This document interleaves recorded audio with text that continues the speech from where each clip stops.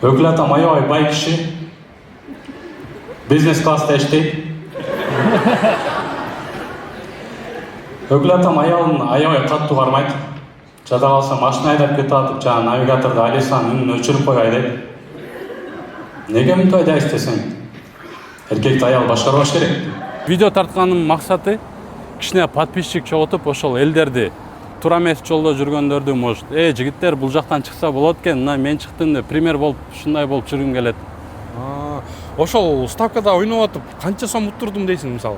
Примерно айтчы. 1 жыл, 1,5 жылда 1 миллиондон көп го дейм.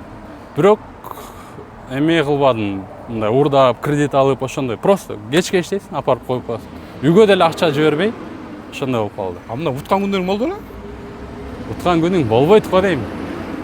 Кээ бир ставка ойногондор мындай туура койсо болот, андай мындай баарын айтат элем, ал вообще чомок жөнүндө.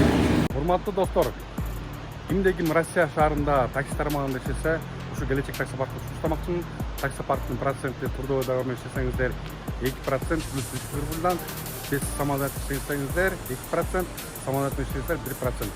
Кимде ким такси паркта иштесе, электрондук сервис бесплатно болот. Куба таксиден келиндик сервистер, барыңыздар күтөм.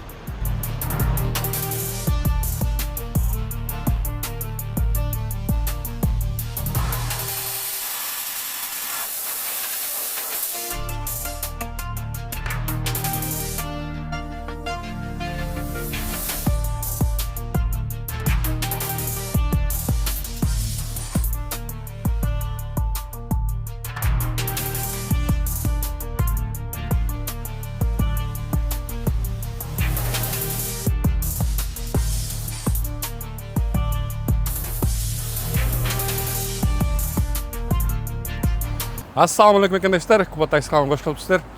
Бүгүнкү чыгарылышта Москва шаарынан бир такси жигиттен маек кылмакчыбыз. Анткени мен билесиздер, постоянно ошо такси жигиттерден, карындаштардан, эжелерден маек кылып келебиз. Анан силер үчүн да бир жигит таптым. Ал жигит Кудайым буюрса жакында эле ошо Instagram ачып, Instagram баракчасында популярдуу болуп атат. Ошо кичине пайдачка кылалы деп жолугуп, ошол балага жолугуп азыр маекти баштайбыз атабыз. Так что до конца көрүңүздөр.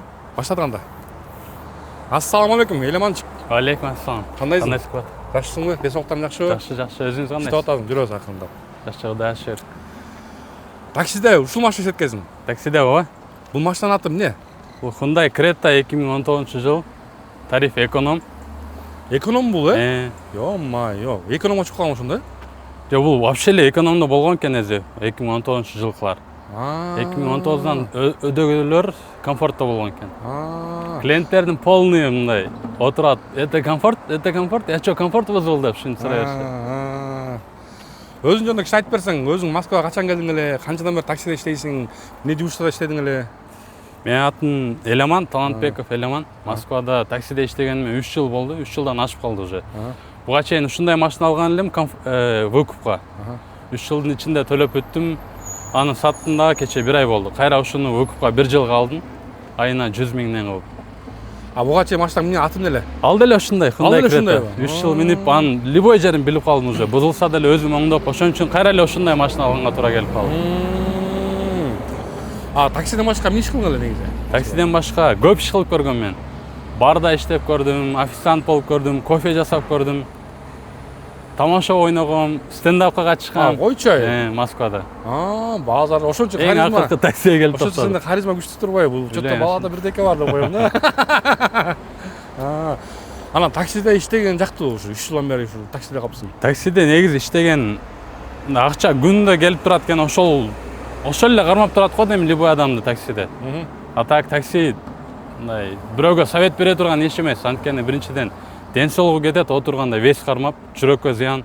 Лучше стройкада иштесең деле мындай кыймылдап, кыймыл жашоонун булагы дейт го. Лучше стройкада ошондой кыймыл бар жерде иштеш керек. Бул жерге келип просто байланып калдык, канча чыгышты билбей атабыз. Ошондо таксини эч кимге совет бербейсиң? Таксини эч кимге совет бербейт элем. Өзүң актан болдуң, кызың кайдан болдуң? Өзүм өзгөндөн Куршап деген айылдан болом. Куршаптанбы? Куршаптан. Куршаптар. Лайктан коюп койгон да болсоңор. Так. Өзүң жакында карасам, ошо Instagram баракчасынан сен көрүп калдым эле да. Мындай жакшы видеолор чыгарып келсең, аракет кылып атасың, мындай харизма бар экен да сенде мындайчы. Ошол үчүн баягы жолугуп аякка атпайм ба? Эмнеге Instagram ачып калдың? Эмне максат менен? Негизи менде бир 2 жыл мурун YouTube канал деле ачкам. Анда YouTube каналга аз эле адамдар тартат эле. Нургазы Таксыр тартат эле. Анан мен эмет тарткам, такси жөнүндө эмес, бирок стендап концерт болгон бул жерде. Кыргызстанда жылдыздар Самат Эркинбеков, ошолор баары келип, ошол жерге барып влог тарткам. Мисалы YouTubeга киргизсем эле 25 000 болуп кетти көрүүчү. Биринчи эле видео, вау деп. Дальше тартам деп уже желание болуп жүрүп, анан не то адамдарга кошулуп калдым. Эмне адамдарга? Короче, ставки на спорт деген, ошол жака полный энергия кетип, уже YouTube канал полный унутуп, где-то 1,5 жылдай ставка коюп жүрүп, иштеген акчам эле кайра барып кечинде ставка коюп кетирип, ушинтип 1,5 жыл болуп кетти. Анан аны токтотуп, үйлөнүп, мындай уже өзүм жашоомду өзүм кармап, ответственность алып, эми келип турушум да, кайра уже экинчиден менен келип атам. Ал жерде уже баштап эле бүтүрүп койгом. Эми болсо Instagram'дан уже кайра баштап атам. Где-то 2 жумада 900 подписчик чогулттум. Анан уже өзүмдө мен 2 жумада чогултсам 1 айда 2000-3000 болуп кетет. Тем более стендапта тамаша ойноп жүргөн мындай идеялар көп башымда. Мындай тартса болот, мындай тартса болот. Ошентип бааз тартып жаткан учурум да. Жанагы ставки на спортты айтып калдың. Ошолор жана кандай? Момбет дегендерби? Кандай? Фонбет деген. Таксиде иштеген Москвада көп эле койсо керек. Мен коюп жүргөн учурда курьерлерди көрөт элем ичинде, таксистерди көрөт элем. Кечке мындай такси, курьер ошолор кечке иштеп, кечинде акчаны алат. Акчаны апарып туруп эле коюп коет. Утулгандан кийин уже кайра эртеси күнү, блин, ошо акчамды кайра чыгарышым керек деп бара берет. Мындай круговорот да бул. Таксистер көппү негизи ойногондор? Таксистер көп. Курьерлер деле көп. Ошол эмеден чыгып мен өз негизи видео тартканымдын максаты кичине подписчик чогултуп, ошол элдерди туура эмес жолдо жүргөндөрдү, может, жигиттер бул жактан чыкса болот экен, мына мен чыктым деп пример болуп, ушундай болуп жүргүм келет. Ошол ставкада ойноп атып канча сом уттурдум дейсиң мисалы? Примерно айтчы. 1,5 жылда 1 миллиондон көп го дейм. Бирок эме кылбадым, мындай уурдап, кредит алып, ошондой. Просто кечке иштейсиң, апарып коюп коесуң. Үйгө деле акча жибербей, ошондой болуп калды. Мына уткан күндөрүң болду эле? Уткан күнүң болбойт го дейм. Кээ бир ставка ойногондор мындай туура койсо болот, андай мындай баарын айтат элем, ал вообще чомок жөн эле. Мен ушуну оймун ойноп көргөн эмесмин да, просто ошол ставка на спорт. Ойногонуңуз Катран деген сыяктуу же ал башкачабы? Кандай? Катран деп коет го, Катран эмеспи? Катран не экенин билбейм, просто мен футболго өзүм кызыгам, футбол ойнойм. Только спортивный эмелер койчу жүрсүң. Футболго өзүм да ойнойм, көргөн да жагат. Бир маалда, короче, ошондой акча коюп утса болот экен дедим. Мен футболду түшүнөм го, мен мына команда жеңишин билем дедим да, барып акча коюп утсам керек биринчисиндечи. Ошодон кийин кирип кеткем. Значит, дальше ушундай кылам. Акча керек маалда бара бересиң. Кийин уткургандан кийин, блин, акчамды утушум керек кайра деп ошентип кирип кетет экенсиң. Мен бул жолдон кантип чыктым? Такси кылып жүрөм, бирде барсам кыргыз парочка келди. Аялы менен күйөөсү Мытищеден. Алар салып кеттим, оплата наличными. Бир башка эле картадан которду. Анан точка Б-га апарып карасам, Бетбум дегенге кирип кетти ТК. Үй бүлөлүү эле адам. Элестетиңиз, аялы халатчан, күйөөсү бир тапочка кийип алган. Мындай карасаң, любой нерсени уткуруп ийген уже. Акыркы надежда менен кирип кетип атышат Бетбумга. Буга чейин угат элем, мындай үй бүлөлүү адамдар деле ойноп жүрөт депчи. Анан ошону карап туруп, если мен азыр токтотпосом, мен деле будущем ушундай болуп калат деп, ошол кезде ой келип, токтоткондон кийин эле сразу токтоп кеткенсиң, башкага мындай энергияны коротушуң керек экен. Эмеге кирип кеттим, фитнеске барып жүрдүм, чуркап, кардио кылып жүрдүм. Анан адан кийин уже давай блокты улантайын деп, кайра блокко келип турган учурумда азыр. Полный энергиям блокко калды. Болду, эми ставка койбойсуң, болду. Где-то койбой калган, бир 2 жыл болуп калды окшойт. Ошондой мекенештерге, ошо ойногон мекенештерге эмне айтып кетет элең, айтчы ошо советиңди. Ойногон мекенештерге ошол мен аракет кылып, мындай подписчик чогултуп, ошолорго просто мен болду, ойнодум, акчамды уткуруп ийдим, убактымды кетирип ийдим деп, мындай үмүтүңөрдү үзүп, жашоого кайра мындай жаңы максаттарга жетпей жүрбөй калбагыла деген нерсени айтам деп блог тартып жүрөм. Азыр мен өз негизи оюм мындай таксини эмес, таксинин жумушун көрсөтүш эмес, башка контент тартам. Азыр таксиде иштегеним үчүн мындай таксини да кошуп тартып жүрөм. Кичине подписчик жоготуп алайын, башка сфера, башка аудиторияга кетем. Москвадагы кыргыздарга мындай пайдалуу нерселерди тартып, бир жерге барып влог тартып жүргөн, влог тартам, может быть. Сен өзүң үй бүлөсүңбү да? Өзүм үй бүлөлүмүн. Канча балаң бар? Балам жок. Жакында ушу. Кудайым буюрса жакын. Бир айда болуп калат. Кызы болуп калат. Жакшы. Жана стендап айтып калдың, стендапчы. Стендапта эмне калып кетпедиң? Если ошо эме болсо, шык болсо. Стендапта менин досторум бар, алар до сих пор улантып жүрөт стендапты. Бишкекке барып, Нурлан Сабуровдун концерттеринде мындай алдында чыгып, где-то 4000-8000дик адамдардын алдында жүрөт. Мен ошол айттым го, ставканын айынан ал жактан да бул блогтон да кетип калгам. Эч ким менен сүйлөшпөй, короче, өзүм менен өзүм болуп. Кечке иштейм, иштеген акчаңы апарып тыгып коесуң. Ошондой болуп калган. Бирок азыр ошо стендапка может быть кайтып калгам, бирок азыр өзүм желаниям блог тартыш, видео тартыш. Сен анда стендапта шыгын болсо, ошого деле башың керек экен, что? Эконтең таксин деле. Буйрса. Кайсыл жактан мындай пайдага биринчи очередь пайдан, экинчи очередь акча чыга турган болсо ошол жакты кылабыз. Негизи мында карап турсаң, ошо таксидечи, Москвада көп мындай кызыктуу адамдар иштейт, бывший чиновниктер иштейт, бывший жана военныйлар, таланттуу адамдар, писательдер, мындай карап таң каласың да. Ана бирок таксиде иштеп жүрөт да. Эң акыркы таксиге келебиз да, башка иш кыла албайбыз бизчи, кыргыздарчы. Көбүнчөсү.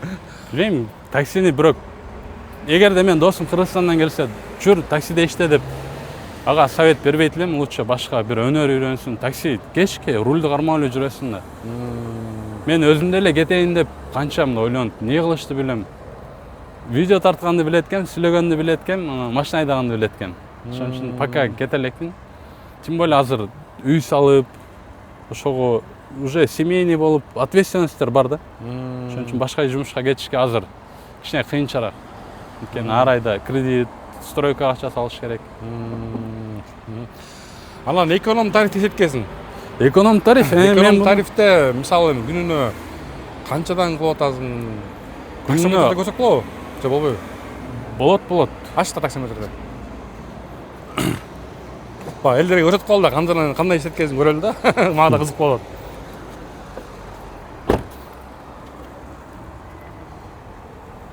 Негизи сен эмнеге кайра эконом алып алдың? Мисалы, комфорт плюс алып албадыңбы? Анда бир эмеси бар.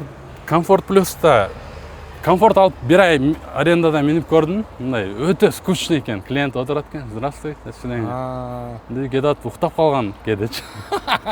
Экономдо болсо отуруп туруп эле, брат, чотам деп ушинтип. Мындай трештин баары экономдо да өзү. Акчасын деле салыштырып көрдүм. Экөө бирдей эле экен, просто экономдо көбүрөөк иштеп мындай чарчап калат экенсиң. Кана аччы. Элеман азыр таксометрин көрөлү, кандай иштет экен, канча иштет экен.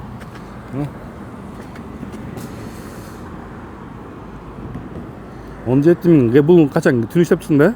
Мен сейчас дегенде. Бул паркка жаңы кошулдум да, жаңы кошулдуң ба? мен ага чейин трудовой договор менен иштейт болчумун. Детализация. Сен бирок жакшы иштейт экенсиң, Мен ошол негизи график кандай сеники? график безвыходный? Жок, ночь бу деймби? Эртең менен 6-да чыгып, обедке чейин иштеп, обедте үйгө келип уктап, жол болсо залга барып кардио кылып, анан кечинде кайра 6 саат. В общем, күндө 12 саат иштеш керек.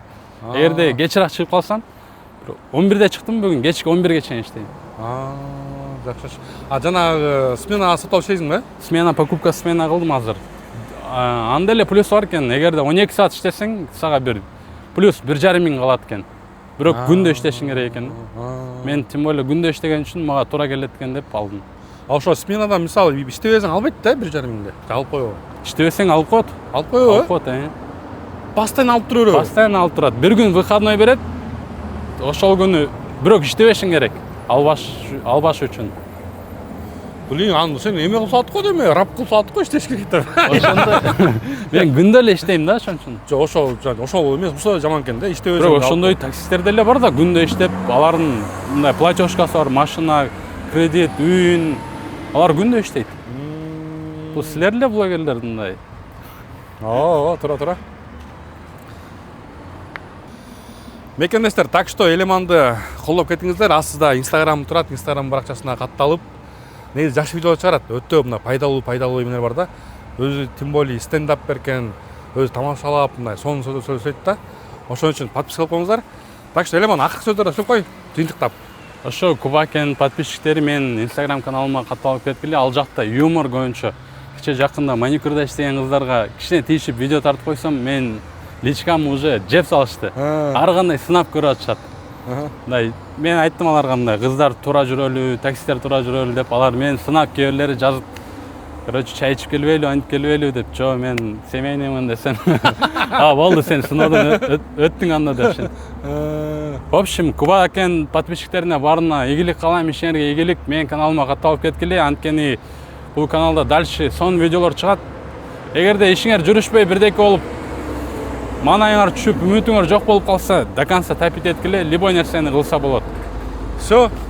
Мекендештер, ушундай контент болду кичине. Жаккандарга жакшы комментарий жазып, обязательно лайктап койгула. Анан мен айтпайт экенмин, подписаться деген эмесин басып койгулачы. Негизи айтпайт экенмин да, ошон үчүн элдер көптүр эле коюлуп коет да. Ошол аман болуңуздар, көрүшкөнчө. Все, салам алейкум.